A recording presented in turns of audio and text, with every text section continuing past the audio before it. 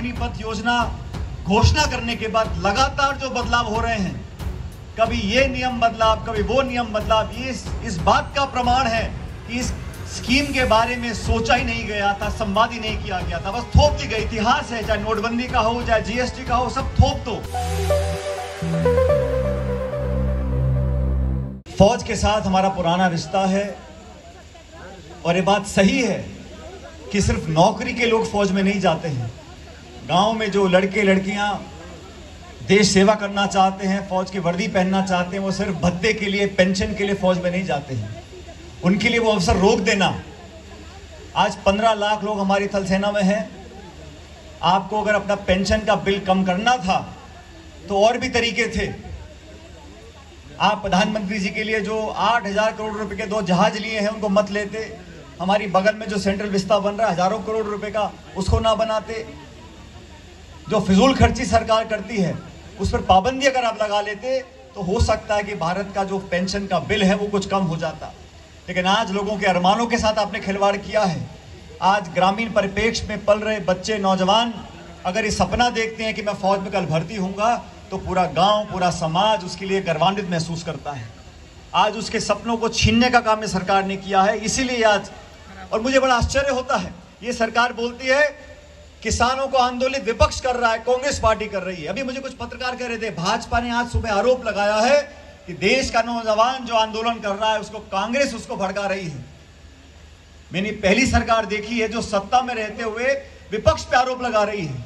ये काम विपक्ष का होता है कि सत्ता पे आरोप लगाए, लेकिन बिना सोचे समझे किसानों के साथ, नौजवानों के साथ जो रवैया सरकार ने इख्तियार किया है उसका हम सख्त विरोध करते हैं। और साथियों, जो कानून बनाने के बाद, अग्निपथ योजना घोषणा करने के बाद लगातार जो बदलाव हो रहे हैं, कभी ये नियम बदलाव, कभी वो नियम बदलाव, ये इस बात का प्रमाण है कि इस स्कीम के बारे में सोचा ही नहीं गया था, संवाद ही नहीं किया गया था, बस थोप दी गई थी। क्योंकि ये थोपने का जो एक इतिहास है, चाहे नोटबंदी का हो, चाहे जीएसटी का हो, सब थोप दो। लोगों को भ्रमित रखो, लोगों को उबाल पे रखो, टकराव पैदा कर दो, जाति में, बिरादरी में, धर्म में, लोगों में असमंजस फैलता रहे। लेकिन आज नौजवानों के साथ हमारा दल खड़ा है, हम सब खड़े हैं। मुझे पूरा विश्वास है जिस प्रकार झक मार के इनको 1 साल के बाद तीनों कानून, कृषि कानून वापस लेने पड़े थे, ऐसे ही अग्निपथ का जो उन्होंने नया रिक्रूटमेंट का जो योजना बनाई है इसको वापस लेना पड़ेगा। और फौज में जो नौजवान हमारे साथी सरहद पर खड़े हैं वो गोली खाते हैं देश के लिए और अपने साथी के लिए। अगर मुझे नौकरी 2.5 साल करनी है तो आपस में, पलटन में, यूनिट में, बटालियन में जो एकजुटता होती है, जो भाव पैदा होता है, वो जज्बात पैदा होते हैं, वो हो नहीं पाएंगे।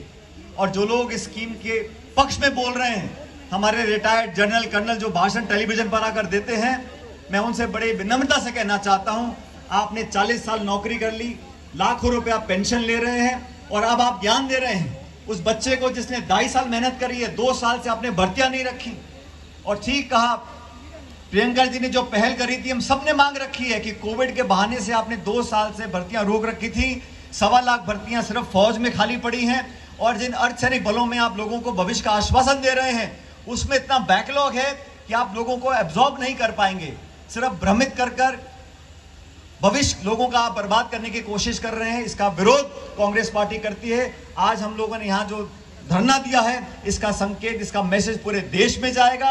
आने वाले समय में अहिंसात्मक तरीके से, गांधीवादी तरीके से, सत्याग्रह के रास्ते पर राहुल जी और प्रियंका जी और सोनिया जी ने हमको कहा है, उस रास्ते पर कांग्रेस पार्टी चलकर देश के तमाम नौजवानों का हौसला अफजाई करेगी और इस सरकार को मजबूर करेगी कि आपने बदनीयती से जो ये कानून बनाया है अग्निपथ का, इसको तुरंत प्रभाव से वापस लीजिए, क्योंकि आने वाली पीढ़ियां आपको माफ नहीं करेंगी। अरे कांग्रेस, बीजेपी, सत्ता, विपक्ष, ये बात की बात है, हमारी सेना, हमारे सैनिक ये सबसे ऊपर हैं। इनके भविष्य के साथ अगर खिलवाड़ करेंगे तो उसको कोई बर्दाश्त करने वाला नहीं है।